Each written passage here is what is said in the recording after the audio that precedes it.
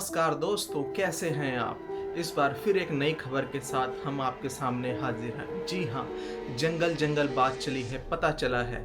लेकिन इस बार जंगल में बहुत सारी बातें चली हैं जो आज तक शायद किसी को नहीं पता थी और वो गुपचुप तरीके से चल रही हैं। तो चच्चा ट्रम्प अपने आप को मोगली समझ रहे थे, वो निकले शेर खान। जी हाँ, हर जगह वो जाके किसी न किसी का शिकार कर रहे हैं और शिकार में कभी आता है उनके टैरिफ वर्ड, तो कभी कभी कुछ तो कभी कुछ।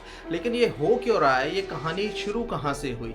ये कहानी शुरू हुई एप्स्टीन फाइल्स से।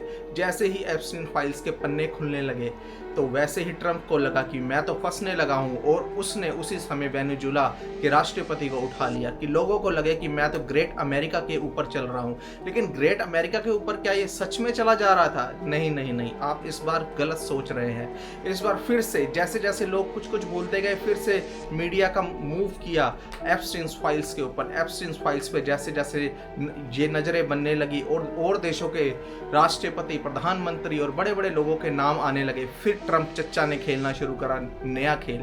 उन्होंने शुरू किया ब्लैकमेलिंग का खेल। सब देशों से उन्होंने मीटिंग करी और उन्होंने ब्लैकमेल करना स्टार्ट करा। किसी पे 20% टैरिफ, किसी पे 30%, किसी पे 40%। इसी बीच उनको लगा ईरान, शायद हमारे पास तेल की कमी हो रही है, ईरान पे हमला किया जाए तो हम वहां से तेल बहुत सारा ले सकते हैं। लेकिन इस बार ईरान निकला मोगली। जी हाँ, चच्चा ट्रम्प निकले शेर खान, ईरान निकला मोगली। ट्रम्प ने ईरान के साथ एक नहीं, दो नहीं, तीन नहीं, कितनी ही बैठकें कर दी, लेकिन उन बैठकों का कोई नतीजा निकला? जी नहीं, बिल्कुल नहीं। सारी की सारी व्यर्थ गई। समय भी गया, टाइम भी गया और सेना का पैसा तो खर्च हो ही रहा है। इस ईरान को अमेरिका अब का नहीं, पिछले 3-4 महीने से घेर के बैठा हुआ है कि हम आज हमला करेंगे, कल करेंगे, परसों करेंगे। और ईरान भी वहाँ मोगली की तरह बना हुआ है। ईरान कह रहा है तुम हमला तो करो, हम बताते हैं। क्योंकि ईरान के पास इस समय, चच्चा ट्रम्प ने सोचा था जैसे जैसे मैं उनको धमकाऊंगा कुछ दिन निकलेंगे और वो दब जाएगा, लेकिन ऐसा नहीं हुआ।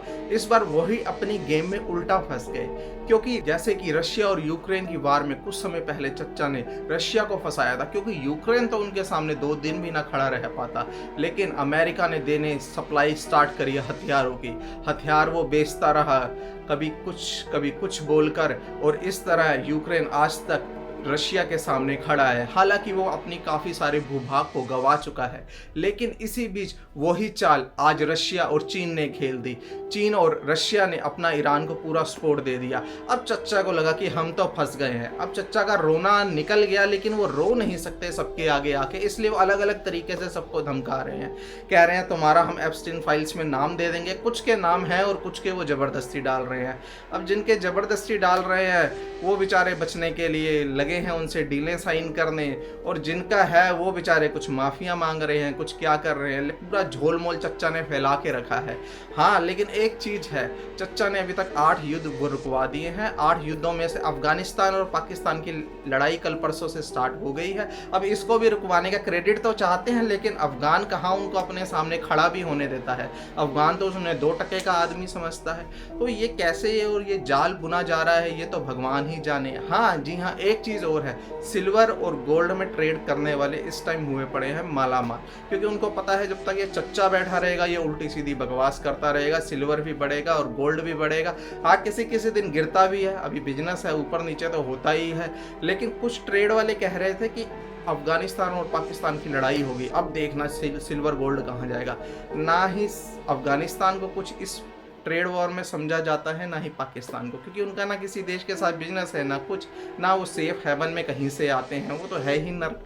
तो उसमें ना ही घुसा जाए तो अच्छा है। लेकिन अफगानिस्तान ने चने चबा रखे हैं इस समय पाकिस्तान के, और देखते हैं चच्चा कौन सी नई चाल खोलेंगे और किस किस देश को और धमकाएंगे, क्योंकि ईरान पे हमला करना उनके बस की नहीं है। पिछले 3-4 महीने से वो एक ही राग अलाप रहे हैं, आज ईरान पे हमला करेंगे, कल करेंगे। लेकिन ईरान ने पूरा का पूरा डंडा दे के रखा है। अब ये डंडा कब तक दे के रखेंगे ईरान वाले, और ईरान ने अंदर ही अंदर बम, मिसाइलें, सारी चीज़ें इकट्ठे कर ली हैं। कुछ रशिया से ले ली हैं, कुछ चीन ने सपोर्ट किया है, और भारत की स्थिति वही है।